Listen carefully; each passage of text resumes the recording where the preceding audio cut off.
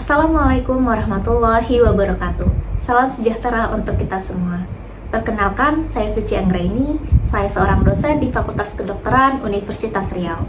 Saat ini saya sedang menjalani Latsar CPNS tahun 2024 dan kegiatan aktualisasi yang saya lakukan adalah pembuatan panduan penggunaan teknologi AI untuk optimalisasi penelitian dan publikasi. Dalam video ini saya akan berbagi tentang bagaimana teknologi AI dapat membantu mempercepat dan meningkatkan kualitas riset serta publikasi di jurnal bereputasi. Mari kita lihat. Saya yakin sekali saat ini kita semua sudah mengetahui seberapa kontroversialnya teknologi AI, terutama di bidang akademik.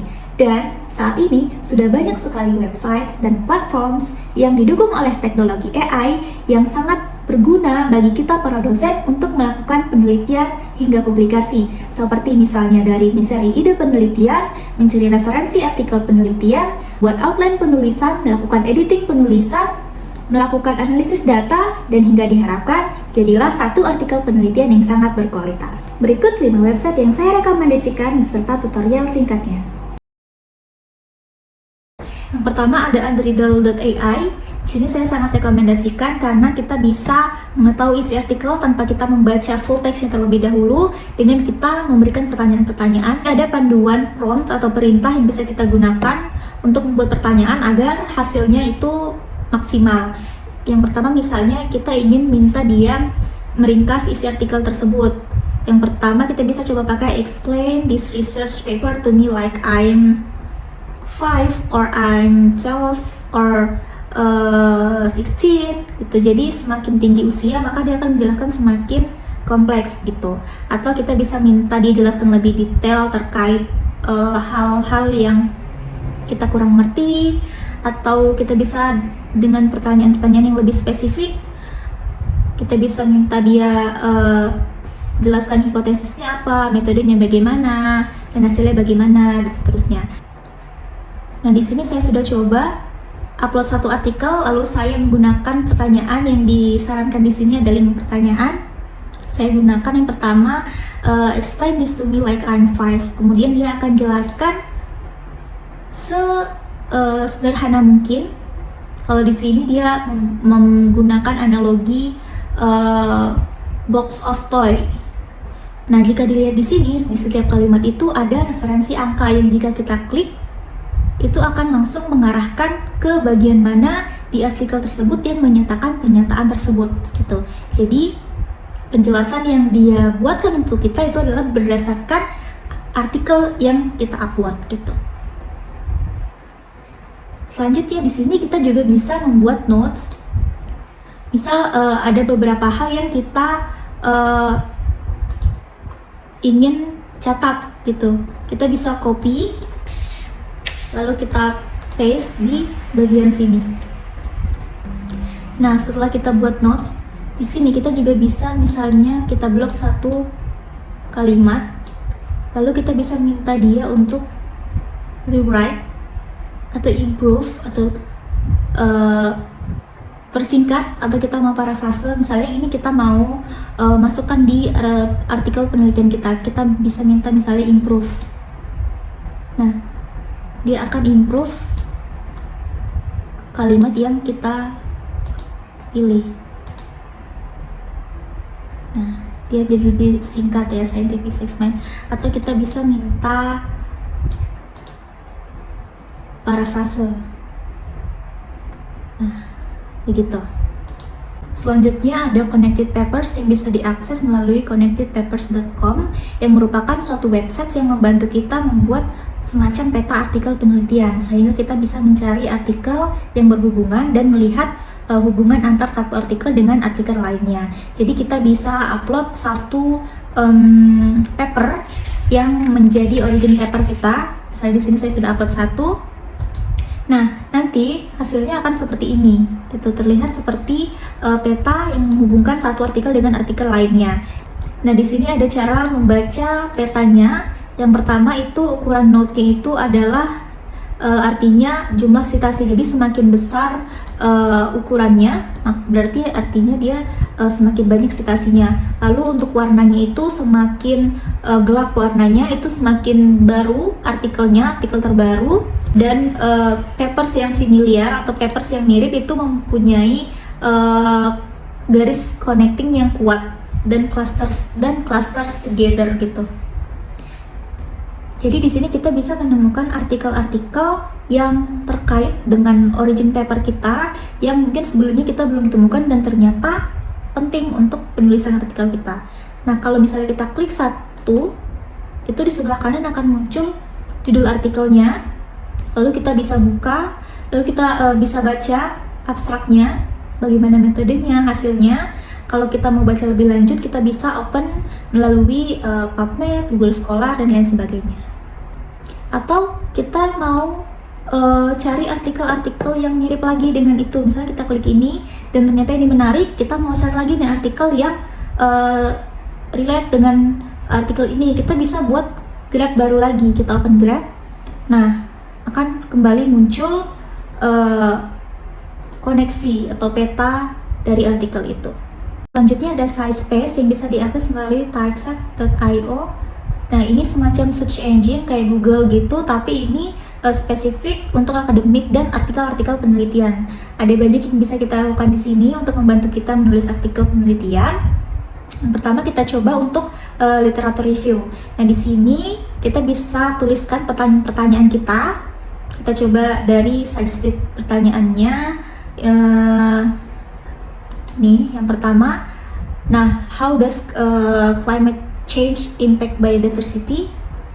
SciSpace ini akan menjawab pertanyaan kita dengan evidence base. Jadi, jawabannya berdasarkan top 5 papers beserta sumber referensinya. Yang kalau kita lihat itu adalah penelitian terbaru gitu, 2024-2023. Yang kalau kita klik, ini akan langsung mengarahkan ke jurnalnya. Nah, kalau kita scroll ke bawah, ini ada 10 artikel yang bisa menjawab pertanyaan kita tadi. Jadi setiap artikelnya itu dia sertakan insight-nya.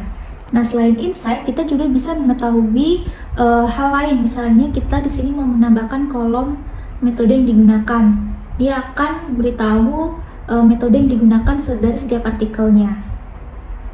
Atau kita bisa tambahkan lagi hasilnya. Misalnya kita mau cari tahu hasilnya. Tuh, dan begitu seterusnya. Nah, selanjutnya yang bisa kita lakukan adalah ekstrak data. Jadi di sini kita bisa upload beberapa artikel yang sudah kita punya sebelumnya. Nanti SciSpace ini sama seperti tadi akan mengekstrak informasi dari artikel tersebut sehingga kita bisa melakukan skimming terhadap artikel tersebut. Selanjutnya yang bisa kita lakukan adalah research PDF to video. Jadi kita bisa mengubah artikel kita menjadi video atau berupa slides. Saya sudah coba beberapa artikel dan hasilnya itu seperti ini. Untuk videonya, ini cocok sekali bagi orang-orang yang tipe belajarnya itu adalah dengan audio gitu. Nah, jadi dia akan menjelaskan isi dari artikel itu melalui audio. Our study focused treatments for obesity. Obesity is a critical health concern, with the World Health Organization reporting over 600 million obese individual health risks. Our study in the hypothalamus and V3 adrenergic receptors also seek to predict the effectiveness of bioactive compounds. Nah, selanjutnya ini kita juga bisa save untuk dilihat kemudian. Nah, untuk slides-nya kira-kira akan seperti ini. Jadi setiap slides-nya itu akan berisi introduction-nya apa, methods-nya apa, gitu seterusnya. Nah, selanjutnya adalah tools untuk membantu kita melakukan editing penulisan. Namanya adalah Paperpal yang bisa diakses melalui edit.paperpal.com. Di sini kita bisa, menariknya ini selain melalui website, kita juga bisa add-on ke Microsoft Word kita gitu. Jadi ketika kita sedang menulis, itu kita bisa langsung melakukan editingnya di Microsoft Word. Tuh. Apa saja yang bisa kita lakukan di sini? Yang pertama, kita upload tulisan kita di sini. Nanti ada di bagian sini itu dia akan memunculkan beberapa isu, beberapa masalah dari tulisan kita. Misalnya yang pertama ini rephrase atau ada beberapa kata yang seharusnya itu tidak usah digunakan gitu. Nanti dia akan sarankan ini seperti misalnya ini even disarankan dihapus saja gitu. Kalau kita setuju kita bisa accept all dan seterusnya seperti itu. Selanjutnya ada fitur rewrite yang bisa kita gunakan untuk yang pertama parafrase. Kita bisa trim untuk memotong kalimat yang misalnya satu paragraf itu terlalu panjang gitu, kita mau potong tapi tanpa mengubah konteks dari bagian tersebut. Atau kita bisa membuat suatu kalimat itu more academic, atau kita mau mencari sinonim dari satu kata yang menurut kita kayaknya itu kurang cocok digunakan. Terakhir adalah Julius.ai.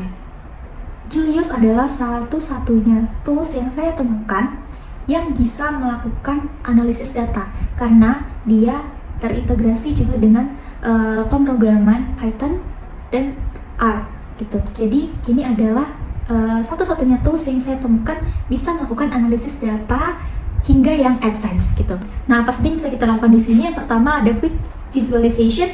Jadi di sini kita bisa mendapatkan insight dari data yang kita punya yang belum kita olah. Kita bisa lihat secara singkat insight-nya. Lalu ada data cleaner, ada significance testing. Kita bisa mengetahui uji statistik apa yang paling cocok dari data yang kita punya, hingga dia juga bisa melakukan analisis yang lebih advance seperti multivariate analysis. Nah, kita akan coba quick visualization. Nah, di sini ada keterangannya dan panduannya. Yang pertama kita upload datanya, yang kedua dia akan baca data kita. Nah, setelah kita upload data kita, dia akan mulai menganalisis menggunakan bahasa pemrograman Python. Kalau kita scroll ke bawah, itu dia akan munculkan visualisasinya, dan kita scroll lagi ke bawah, dia akan buatkan insight dari data yang kita punya. Dan ini adalah beberapa insight yang bisa diambil dari data kita tanpa kita lakukan analisis sebelumnya. Nah, selanjutnya saya coba menggunakan fitur bar chart maker. Jadi saya minta buatkan bar chart dari data saya, dan hasilnya adalah seperti ini. Setelah saya upload datanya, dia akan analisis terlebih dahulu dan dia buatkan bar chart. Tapi karena menurut saya ini masih kurang pas, saya coba minta buatkan jenis grafik yang lain yang paling cocok dengan data yang saya punya. Kemudian dia buatkan, dan hasilnya adalah menurut dia scatter plot itu adalah yang paling baik, dan hasilnya adalah seperti ini gitu. Dan di akhirnya dia memberikan penjelasan dari grafik tersebut. The trend line showing the positive correlation between jam belajar dan hasil ujian. Itu adalah 5 website yang saya rekomendasikan untuk dapat digunakan sebagai alat bantu untuk optimalisasi penelitian dan publikasi di jurnal bereputasi melalui pemanfaatan teknologi AI. Terima kasih, have a good day!